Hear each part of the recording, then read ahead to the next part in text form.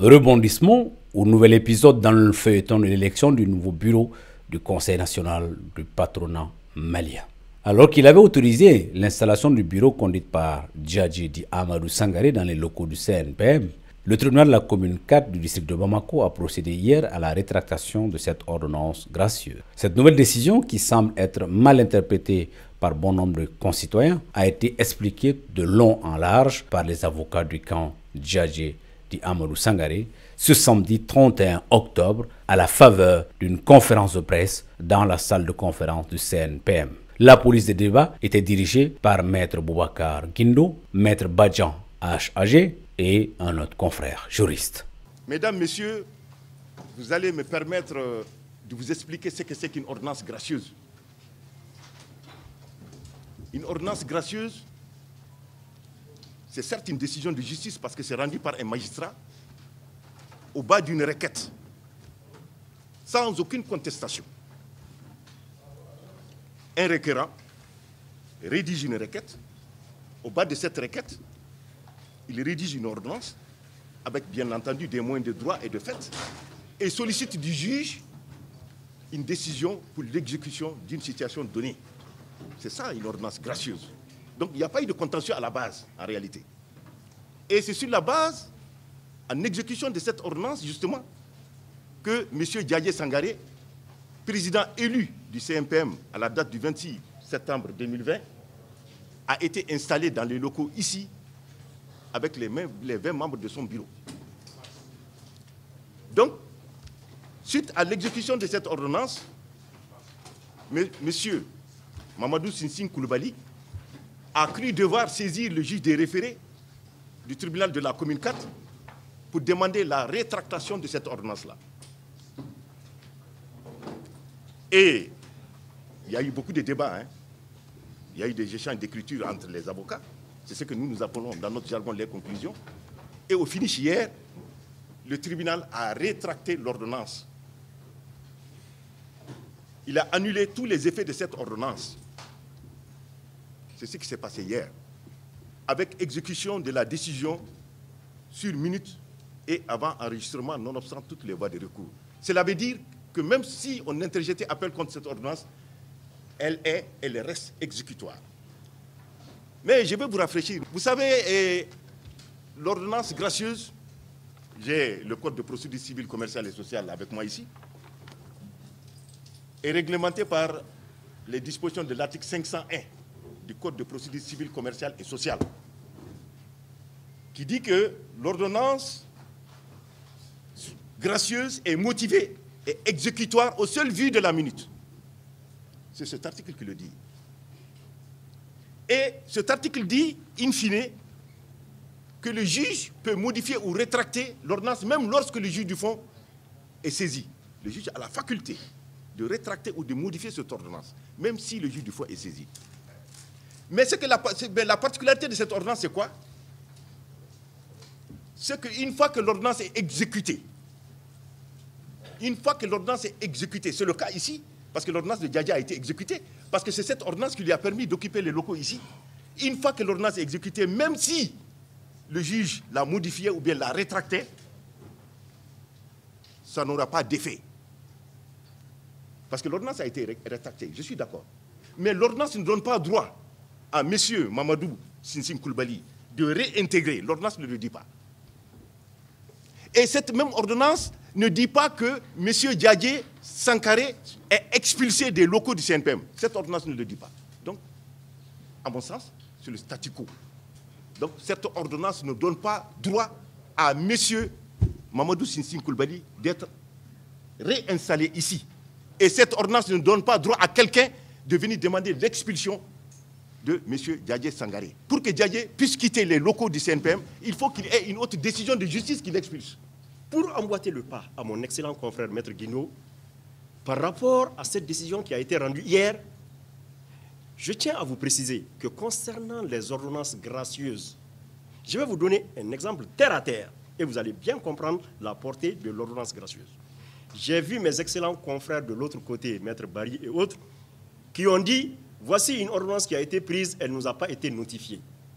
Et je pense que ça a un peu scandalisé les gens, mais il faut comprendre Qu'est-ce que ça veut dire, une ordonnance gracieuse? Une ordonnance gracieuse, on la prend et on ne la notifie pas. Quand on la notifie, ça perd son sens. On n'est pas parti vous notifier. Parce que quand on vous notifie, on enlève la portée même de la chose. La portée, c'est qu'elle doit être une surprise, elle doit se faire sur la base des éléments qui ont été donnés au juge et qui vous permet à vous d'asseoir votre droit. Mais vous n'avez pas à notifier. Elle est exécutoire au seul vu de la minute. Ça veut dire qu'elle est exécutoire automatiquement quand on vous la remet. Vous n'avez pas à notifier. Contrairement aux autres décisions de justice, parce que les autres décisions de justice, par exemple la décision qui a été rendue hier, ils sont obligés de la notifier. Elle n'a rien à voir avec une ordonnance gracieuse. Ils sont obligés de venir de la notifier. Voilà un peu la différence entre une ordonnance gracieuse et une ordonnance qui a été rendue contradictoirement, ce qui a été le cas de la décision qui a été rendue hier. Le deuxième point, toujours par rapport à ces élections qui se sont tenues, mais sur lesquelles on a tenté de tronquer la vérité. Je tiens à vous préciser, nous sommes face à quelqu'un qui se dit champion de la gouvernance, champion de la lutte contre la corruption. Voyez-vous, est-ce qu'on est en droit de convoquer une assemblée, de dire qu'il y a des élections, faire venir des gens de Tombouctou, de Gao, de Ségou, de Koulikoro, des délégués qui sont venus pour une élection? On vient verrouiller la porte pour leur dire que vous n'entrez pas. Vous pensez que c'est la bonne gouvernance, ça? La bonne gouvernance veut que quand on convoque une assemblée, l'assemblée, le CNPM, c'est pour tous ceux qui sont délégués. Ils sont délégués, ils sont du patronat, ils sont membres du patronat, ils viennent pour élire leur bureau. Ici, ça leur appartient. Ça n'appartient pas à Mamadou Sinsing Koulibaly pour qu'ils viennent verrouiller. Cette porte devait rester ouverte pour tout le monde.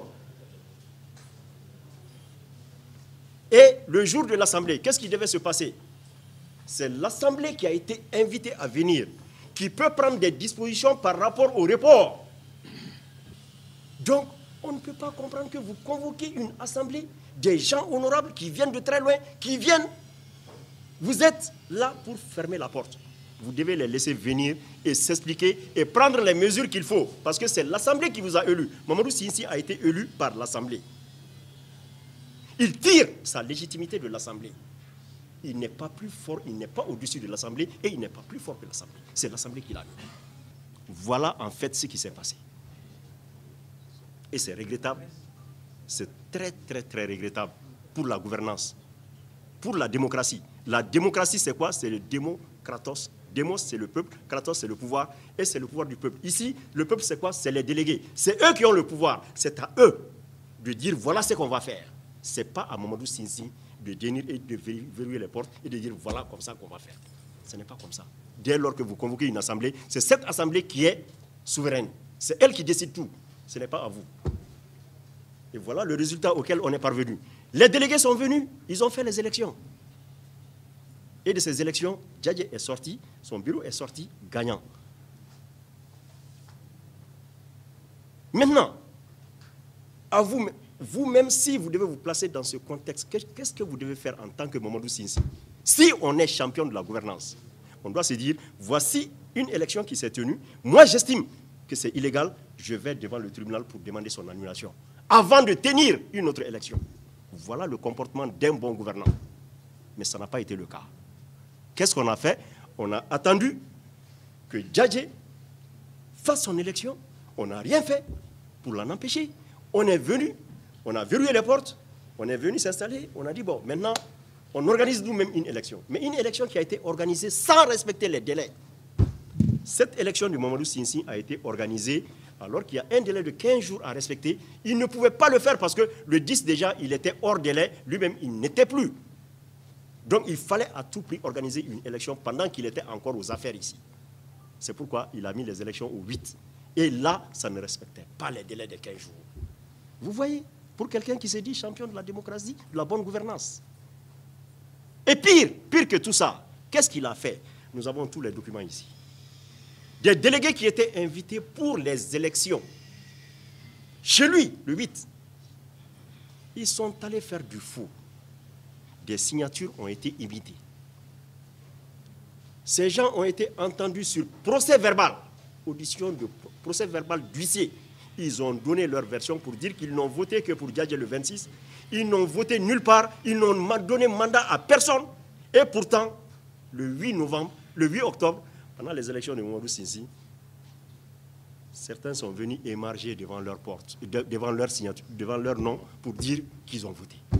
Comment on qualifie ça en droit? C'est du faux.